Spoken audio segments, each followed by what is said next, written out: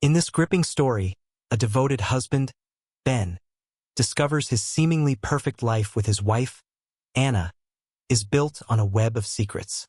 When strange behavior and a mysterious visitor raise his suspicions, Ben uncovers Anna's betrayal, shattering the trust they once shared. As tensions rise and emotions boil over, the couple is forced to confront the devastating impact on their marriage and family. With raw confrontations, emotional therapy sessions, and an unrelenting battle to repair the damage, their journey explores the fragility of love and trust. Can they overcome the heartbreak, or is it too late to save their family? Sometimes, life feels like a picture-perfect movie, a peaceful neighborhood, a loving family, and a future full of promise. But just like in the movies, not everything is as it seems. This story begins in the summer of 2012 in a small town nestled in upstate New York. It's a place where everyone knows everyone, and secrets aren't as hidden as you might think. Meet Ben. At 36, he's the kind of guy who seems to have it all together. A high school math teacher by day and a devoted husband and father at all times. Standing at 6 feet tall, with dark brown hair that's starting to gray at the temples, Ben is a blend of approachable and quietly confident. He lives for his family, his wife, Anna, and their 2 children, 8-year-old Emma and 5-year-old Lucas. Anna is the heart of the family. At 34, she balances her job as an interior designer with the chaos of 2 kids, a dog, and a husband who brings his work home more often than he should. With her warm smile and infectious laugh, Anna lights up any room she walks into. To everyone around them, they are the perfect couple. But, as Ben would soon find out, perfection can be an illusion. For Ben, life was predictable and comforting in its routine. He'd spend his mornings at school, teaching algebra to disinterested teenagers, then return home to the warmth of his family. Anna always greeted him with a kiss, the kids with excited chatter about their day. Evenings were spent at the dinner table, sharing stories and laughter. They had their date nights, their family movie marathons, and their Sunday morning pancake tradition. Life was good, or so he thought. But there were small cracks forming, almost imperceptible at first. Anna started coming home later than usual, claiming her design projects were demanding more of her time. Her phone, once casually left on the counter or dining table, was now always in her hand or tucked away in her purse. And then there was the giggle. Not her usual laugh that he adored, but a softer, almost secretive sound that he caught her making on the phone late at night. One evening, while Ben was grading papers at the dining table, Anna sat across the room, scrolling through her phone. Her face lit up with a smile, and she quickly turned away when she noticed Ben glancing at her. It was nothing, he told himself. But the next day it happened again. And then again. A smile meant for someone else. Not him. Anna's behavior wasn't the only thing that raised questions. Their intimacy had waned. Not entirely gone, but the spark that had once been there felt dimmer. Ben chalked it up to the stress of work and parenting. But deep down he wondered if it was something more. It wasn't until one Friday night that Ben's suspicions truly began to take root. They were sitting on the couch watching a movie with Emma and Lucas. Anna's phone buzzed, and she picked it up, her smile widening as she read the message. She stood up, said she needed to grab something from the car, and disappeared for nearly 20 minutes. When she returned, she acted as if nothing had happened. Ben's mind raced that night as he lay in bed, staring at the ceiling while Anna slept soundly beside him. Was he overthinking? Was it just work stress or something entirely different? He couldn't shake the feeling that something was off. The following week, Ben decided to confide in his best friend, Mark, a fellow teacher who'd known him since college. Over beers at their favorite bar, he laid it all out. The late nights, the secretive phone habits, the distance between them. Mark listened carefully, then leaned back in his chair. Look, man, it could be nothing. But it also couldn't hurt to pay attention. If your gut's telling you something, maybe it's worth digging a little deeper. Ben wasn't sure what digging deeper meant. He wasn't the kind of guy to snoop through his wife's phone or follow her around. But he also couldn't sit idly by, pretending everything was fine when it clearly wasn't. That weekend, Anna announced that she'd be heading out of town for a design workshop. It wasn't unusual. Her job often required her to attend events or visit clients. Still, Ben couldn't help but notice the way she avoided meeting his eyes when she told him, or the fact that she seemed almost too eager to leave. "You sure you don't need me to help with the kids?" she asked, a little too casually as she packed her bag. Ben shook his head. "We'll be fine. You just focus on work." She kissed him goodbye, a peck on the cheek that felt more obligatory than affectionate. After she left, the house felt unusually quiet. Emma and Lucas played in the backyard while Ben stood at the kitchen window, his mind churning. He tried to distract himself with chores, with TV, with anything that could keep him from imagining where Anna might really be. But the thoughts crept in anyway. It wasn't until he saw her laptop, left open on the dining table, that an idea struck him. He hesitated for a moment, his conscience warring with his curiosity. Then, with a deep breath, he opened it. As Ben sat at the dining table, staring at Anna's open laptop, his heart raced. This wasn't something he ever thought he'd do. But the growing unease, the unanswered questions, and Anna's recent behavior left him with little choice. With a shaky hand, he moved the cursor to open her email. He hesitated. Was this a violation of trust or the only way to confirm his suspicions? He convinced himself it was the latter and clicked. At first, there was nothing unusual, work emails, receipts, and messages from friends. But then, he found a name he didn't recognize. Ethan. The subject lines were vague, and their frequency was unsettling. Ben's throat tightened as he clicked on the first one. The contents were short but intimate, nothing overtly incriminating, but enough to raise red flags. Messages like, "Last night was perfect," and "Can't wait to see you again," filled the screen. Ben's mind raced. He scrolled through more messages, each one confirming what he had been dreading. Ethan wasn't a coworker or a client. He was something more, something Anna had been keeping from him. The realization hit Ben like a freight train. Anna was having an affair. The rest of the weekend passed in a blur. Ben barely slept, barely ate, and couldn't focus on anything except what he had discovered. When Anna returned on Sunday evening, her smile felt like a punch to the gut. She kissed him on the cheek, asked about the kids, and started unpacking as if nothing was wrong. "How was the workshop?" he asked, his voice strained. Anna looked up briefly. "It was fine. Lots of networking, you know how it is." She didn't offer much else, and Ben didn't press. Instead, he watched her, studying her every move, every word, and wondering how she could act so normal while carrying such a massive secret. Over the next few days, Ben tried to act as if everything was fine. He went to work, helped the kids with their homework, and joined Anna at the dinner table like usual. But inside he was boiling. The betrayal consumed his thoughts, and every smile, every laugh from Anna felt like a lie. He started pulling away, becoming quieter and more reserved. Anna noticed the change. "Is everything okay?" she asked one evening as they cleaned up the kitchen together. Ben forced a smile. "Yeah, just tired. Work's been a lot lately." Anna nodded but didn't push further. She seemed relieved, and Ben hated how easily she accepted his excuse. The turning point came one Friday evening. Ben had decided he couldn't keep pretending, but he also didn't want to confront Anna without more information. He needed to know the full extent of her betrayal. That night, while Anna was taking a shower, he picked up her phone. It was locked, but he had seen her enter the passcode countless times. His hands trembled as he typed it in and opened her messages. His worst fears were confirmed. The messages with Ethan were explicit and left no room for misinterpretation. They had been meeting for months, sneaking around while he was at work or busy with the kids. The details were gut-wrenching, messages about the places they went, the things they did, and even plans for future meetups. Ben felt like he couldn't breathe.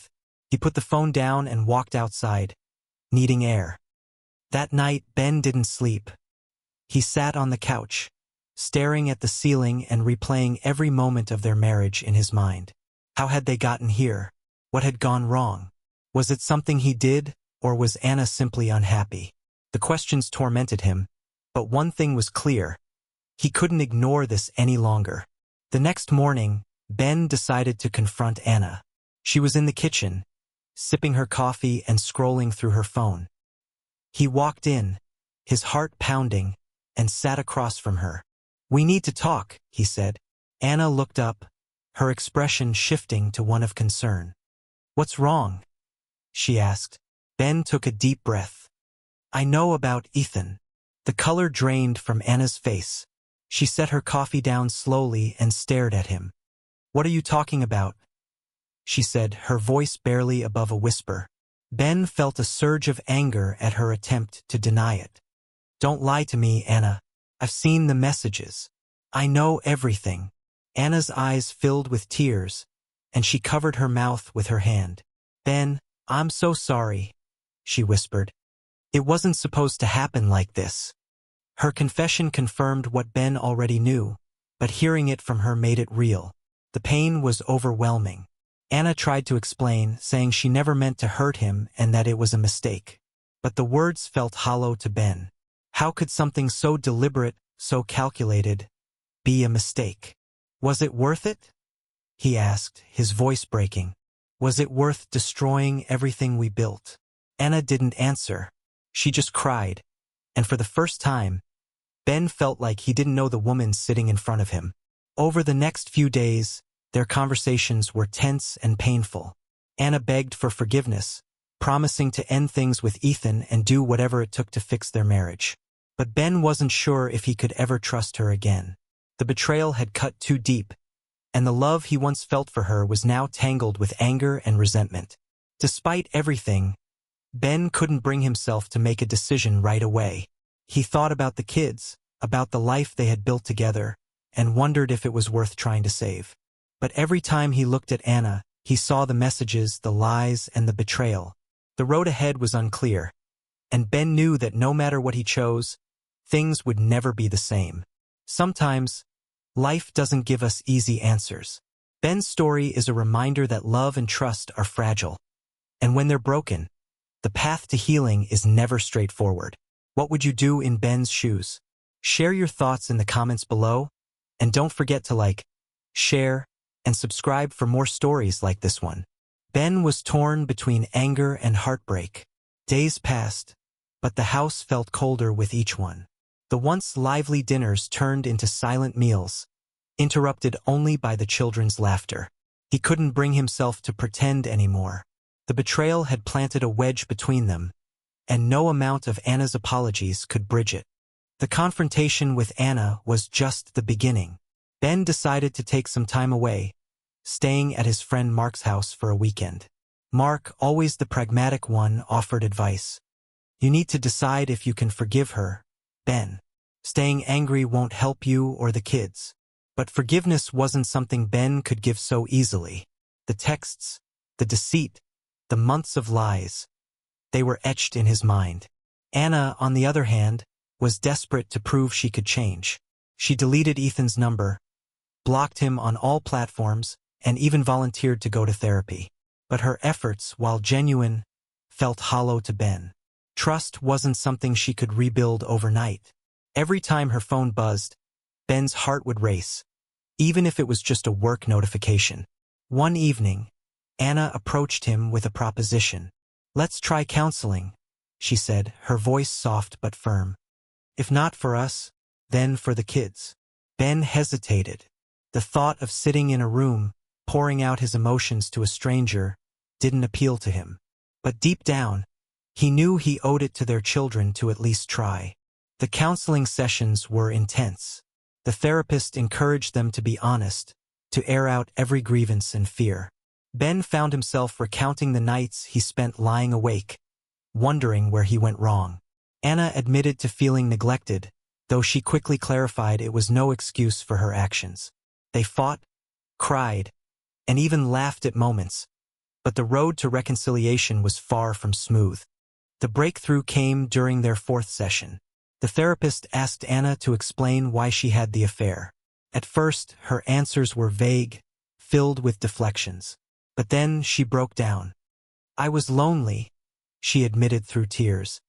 You were always so busy, so preoccupied. I felt invisible, like I didn't matter anymore. Ben felt a pang of guilt but quickly suppressed it. And that's supposed to justify what you did? He asked, his voice sharp. Anna shook her head. No, it doesn't. Nothing does. I made a terrible mistake. The raw honesty of that moment forced Ben to confront his own role in their deteriorating relationship. He realized he had been so focused on providing for the family that he had overlooked the emotional needs of his wife. It didn't excuse her actions, but it offered a sliver of understanding.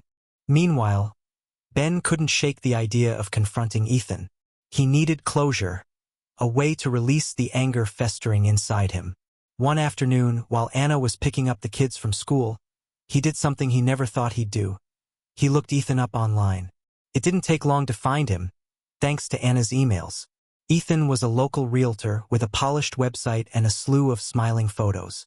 Seeing his face made Ben's blood boil. Against his better judgment, Ben decided to confront Ethan in person. He showed up unannounced at Ethan's office, his heart pounding as he walked through the glass doors. Ethan looked up from his desk, confused at first, then uneasy as recognition dawned. "You're Ben, aren't you?" Ethan said, standing up. "That's right," Ben replied, his voice cold. "We need to talk." The conversation was tense, filled with sharp words and long silences. Ethan tried to apologize, but Ben wasn't interested in hearing excuses. "You destroyed my family," Ben said, his voice trembling with emotion. "Do you even understand what you've done?" "I'm sorry," Ethan said, his tone sincere. "I never meant to hurt anyone. It just happened." Ben laughed bitterly. "Things like this don't just happen. You made a choice. Both of you did." The confrontation ended without violence, but it left Ben feeling drained. He had said his piece, but the closure he sought eluded him. As he walked back to his car, he realized that no amount of yelling or blaming could undo what had been done. Back at home, Anna sensed something was different. "Where were you?" she asked. Ben hesitated for a moment before replying. "I went to see him." Anna's face paled. "Why would you do that?" she asked, her voice filled with panic. "I needed answers," Ben said, "and I needed to look him in the eye and tell him what he did to our family." Anna was visibly shaken but didn't press further. She knew she had no right to question Ben's actions, not after everything she had done. Instead, she focused on showing him that she was committed to making things right. She started planning family outings, cooking his favorite meals, and even leaving little notes of encouragement for him to find. But despite her efforts, Ben remained distant. The tipping point came one evening when Emma found one of Anna's old notebooks while playing in the attic. She brought it to Ben, excited to show him her discovery. "Look, Dad, it's Mom's diary," she said, flipping through the pages. Ben froze. He didn't want to invade Anna's privacy, but curiosity got the better of him. As he skimmed through the entries, he found passages that revealed Anna's struggles long before the affair began. She wrote about feeling unappreciated, about yearning for connection, and about the guilt she felt even before she acted on her feelings. It was a painful read, but it gave Ben a deeper understanding of her mindset. For the first time, Ben felt a glimmer of empathy for Anna. He realized that while her actions were inexcusable, they weren't born out of malice. She was a flawed human being, just like him, trying to navigate the complexities of life and marriage. Armed with this newfound perspective, Ben decided to give their marriage one last chance. He agreed to attend more counseling sessions, this time with an open heart. Slowly but surely, they began to rebuild their relationship. It wasn't easy. Trust had to be earned, and wounds had to heal. But they were both willing to put in the work. The road to recovery was long and filled with setbacks. There were days when Ben couldn't look at Anna without remembering the betrayal, and there were nights when Anna cried herself to sleep, consumed by regret. But through it all, they held on to the hope that their love could survive. Sometimes, life doesn't give us clean resolutions. Ben and Anna's story is one of heartbreak, resilience, and the struggle to find forgiveness. It's a reminder that even in our darkest moments, there's always a chance for redemption. Thank you for watching. Don't forget to like, share, comment, and subscribe for more stories that inspire and move you. Ben and Anna's fragile attempt at reconciliation faced its greatest test one fateful evening. They had spent months trying to rebuild their marriage, but the scars of betrayal were hard to ignore. Counseling sessions were helping, albeit slowly. Trust was being pieced together like a shattered vase, fragile and prone to breaking again. But that evening, as the family sat down for dinner, Anna's phone buzzed on the counter. Ben froze. His eyes darted to the phone, then back to Anna. Her face went pale, and for a moment, she hesitated before reaching for it. That hesitation was enough to shatter the delicate peace they had been trying to build. "Who's that?" Ben asked, his voice calm but with an edge that betrayed his simmering anger. Anna glanced at him, her fingers gripping the phone tightly. "It's no one," she said quickly, a little too quickly. Ben stood up abruptly, his chair scraping against the floor. "Don't lie to me, Anna. Not again." Anna's silence spoke volumes. The kids looked on, confused and scared, as the tension in the room thickened. "Go to your rooms," Ben said, his voice trembling. Emma and Lucas hesitated, but the seriousness in their father's tone left no room for argument. They hurried upstairs, leaving Ben and Anna alone in the dining room. "I told you I ended it," Anna said, tears welling up in her eyes. Ben crossed his arms, his jaw clenched. "Then why are you acting like you have something to hide?" He snatched the phone from her hand before she could react and looked at the screen. It was a message from Ethan. The words were innocuous, but the fact that Ethan was still reaching out was a betrayal in itself. Ben's hands shook as he read the message. "I thought you blocked him," he said, his voice barely above a whisper. Anna stepped closer, her face streaked with tears. "I did. I swear I did. He must have found another way to contact me. I didn't reply, Ben. You have to believe me." But Ben didn't believe her. Not fully. The wounds were still too fresh, the trust too fragile. He threw the phone onto the table, the sound echoing in the quiet room. "I can't do this, Anna," he said, his voice breaking. "I thought we were making progress, but this feels like we're right back where we started." Anna broke down, sobbing uncontrollably. "Please, Ben, don't give up on us. I'm trying. I really am."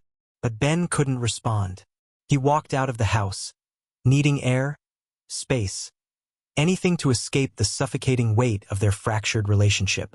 As Ben wandered the quiet streets of their neighborhood, his mind raced. Memories of their life together played like a movie in his head. Their wedding day, the birth of their children, the quiet moments of laughter and love. How had they ended up here? He thought about the kids, about the life they had built, and wondered if it was even worth saving anymore. Back at the house, Anna sat at the dining table, staring at her phone. She knew she had messed up, but this time, it wasn't her actions. It was the shadow of her past mistakes that continued to haunt them. She wanted to believe that they could get through this, but seeing the pain in Ben's eyes made her doubt everything.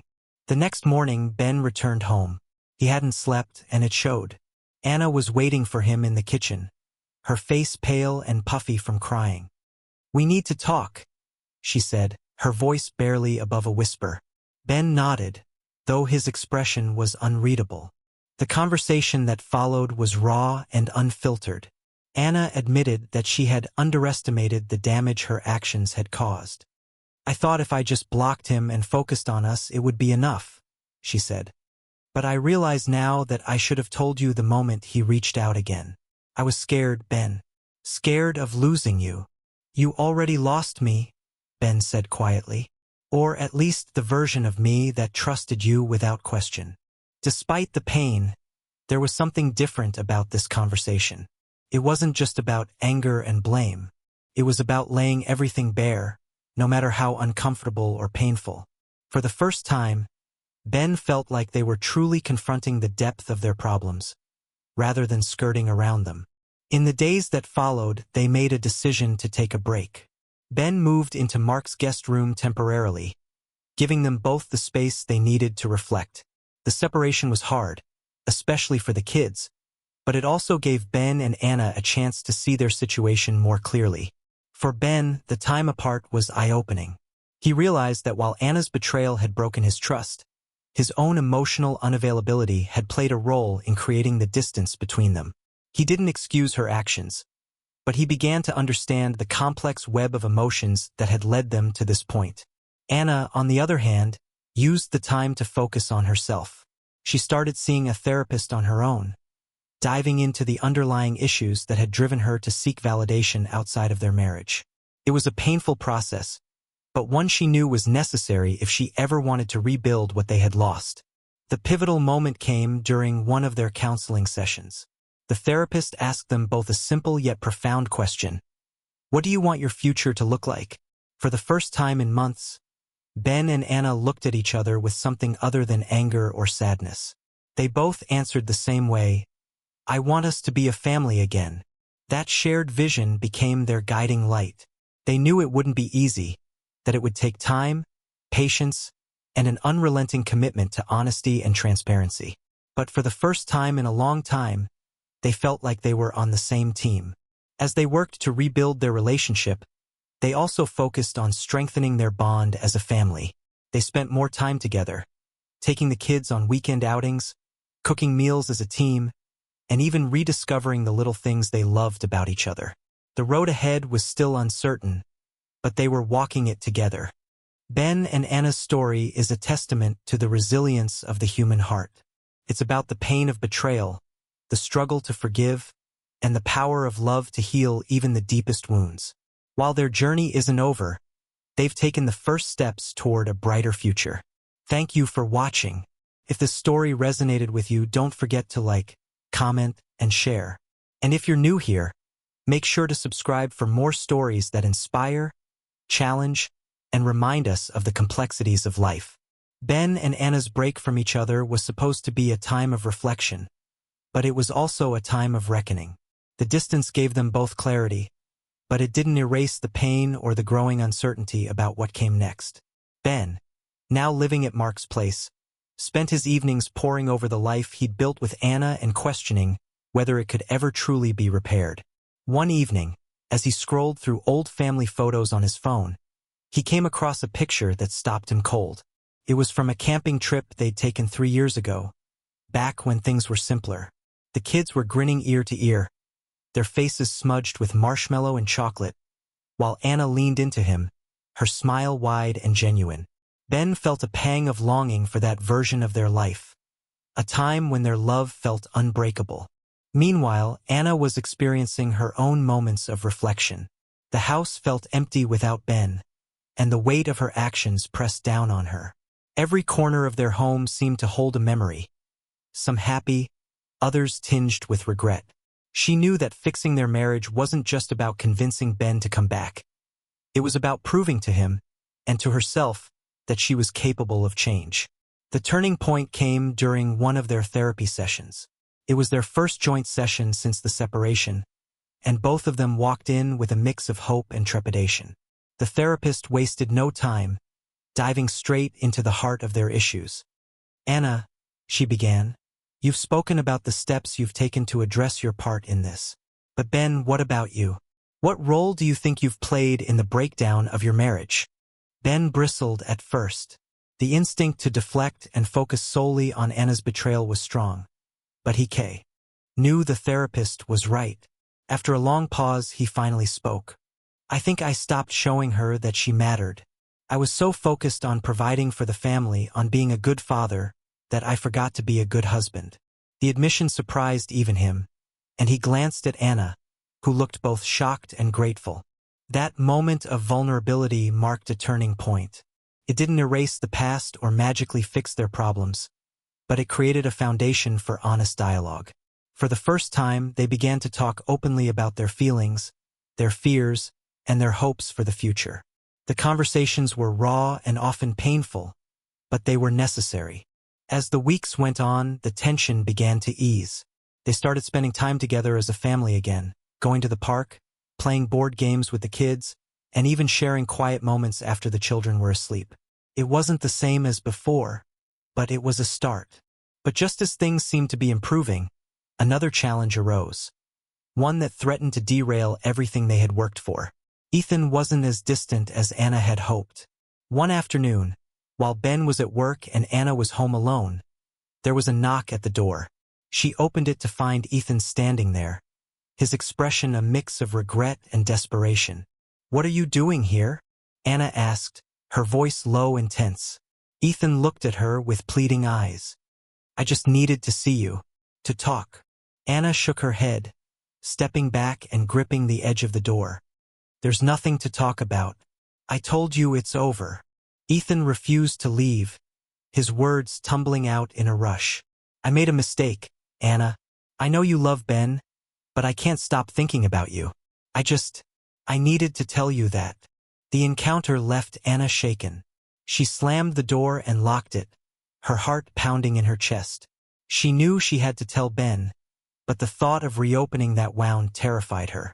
She spent the rest of the day trying to calm her nerves, but when Ben came home that evening, she knew she couldn't keep it from him. Over dinner, Anna cleared her throat and looked at Ben. "I need to tell you something," she began. Ben set down his fork, his expression immediately guarded. "What is it?" Anna hesitated, then took a deep breath. "Ethan showed up at the house today." The words hung in the air like a thunderclap. Ben's face darkened, and he leaned back in his chair. "What did he want?" he asked, his voice cold.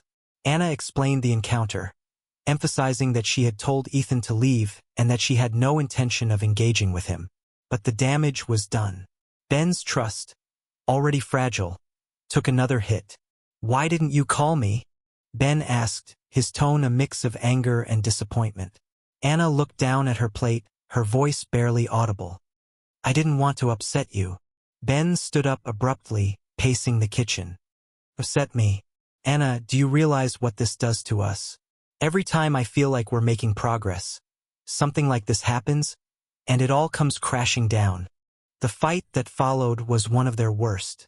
Both of them said things they regretted, and by the end of the night, Ben had stormed out, leaving Anna alone with her guilt. But this time, instead of wallowing in self-pity, she took action. She filed a restraining order against Ethan the very next day, determined to prove to Ben that she was serious about cutting all ties with her past mistakes. When Ben returned home that evening, Anna showed him the paperwork. "I know I've made this harder than it needed to be," she said, her voice steady. "But I'm done letting the past dictate our future. I want us to work, Ben. I'm willing to do whatever it takes." Ben looked at the papers, then at Anna. For the first time in weeks, he saw a glimmer of the woman he had fallen in love with. The determination, the strength, the unwavering love for their family. It didn't erase his doubts, but it was enough to make him stay. As the weeks turned into months, Ben and Anna slowly rebuilt their lives. They continued counseling, both individually and as a couple. They started new traditions with the kids, creating memories that weren't overshadowed by the pain of the past. And while the scars of betrayal would always be there, they learned to live with them, rather than letting them define their relationship. The climax of their journey wasn't a grand, dramatic moment. It was a quiet evening, sitting on the couch after the kids had gone to bed. Ben reached for Anna's hand, something he hadn't done in months. She looked at him, her eyes filled with hope. "We're going to be okay," he said softly, and for the first time, they both believed it. Thank you for staying with us through this emotional journey. If this story resonated with you, please like, share, and subscribe to our channel for more stories that explore the complexities of love, betrayal, and redemption.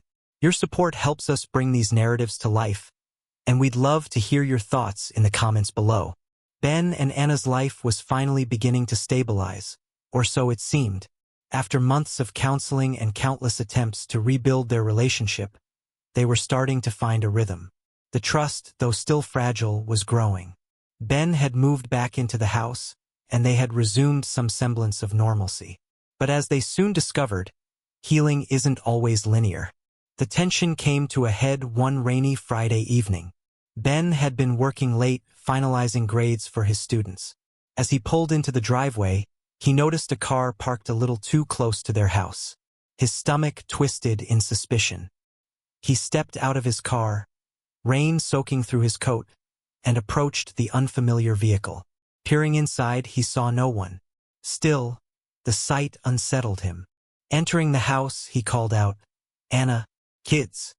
Anna appeared from the kitchen, wiping her hands on a towel. "The kids are at my parents' for the night," she said with a smile. Ben nodded, his unease lingering. "Whose car is that outside?" Anna's face froze for a split second before she replied, "Oh, that's the neighbor's friend. They couldn't find parking." Something about her tone didn't sit right with Ben, but he brushed it off, not wanting to start another argument. The rest of the evening passed quietly, but the image of the car outside stuck in his mind. As Anna fell asleep, Ben slipped out of bed and peeked out the window. The car was still there, unmoved, and something about it gnawed at him. The next morning, Ben decided to confront the neighbor casually.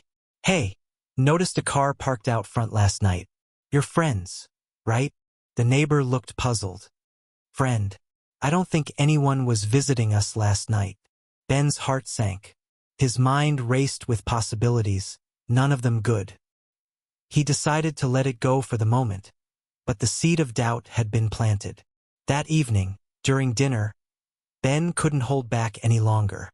"Anna," he began, his tone measured, "are you sure about that car last night?" She looked up from her plate, her expression guarded. "Yes, I told you it was the neighbor's friend." Ben stared at her, his gut telling him there was more to the story. "I talked to the neighbor today," he said quietly. Anna's fork clattered onto her plate. "Ben, I don't know why you're doing this," she said, her voice trembling. "I told you the truth." But her eyes betrayed her, darting nervously as she spoke. Ben felt the anger rising, but he kept his voice steady. "Anna, I need you to be honest with me. I can't go through this again." Anna's shoulders slumped, and tears welled up in her eyes. "It was nothing," she whispered. "Just someone I used to know. They stopped by unexpectedly, but I told them to leave." "Who?" Ben pressed, his patience wearing thin. Anna hesitated, then finally admitted, "It was Ethan." The room fell silent, the weight of her words hanging between them. Ben felt like the ground had been ripped out from under him. "You told me it was over," he said, his voice shaking with a mix of hurt and fury. Anna stood up, her own anger bubbling to the surface. "It is over. He just showed up, Ben. I didn't invite him. I didn't want him here." Despite her protests, Ben felt betrayed all over again. He grabbed his keys and stormed out, leaving Anna sobbing in the dining room. Driving aimlessly through the rain, he tried to make sense of his emotions. Was this the final straw? Could he really keep putting himself through this? Over the next few days, Ben avoided Anna as much as possible. He stayed late at work, slept in the guest room, and kept conversations with her brief and to the point. The tension in the house was unbearable, and even the kids began to notice. Emma asked him one evening, "Dad, are you and Mom okay?" Her innocent question brought tears to his eyes. "We're trying, sweetheart," he replied, hugging her tightly.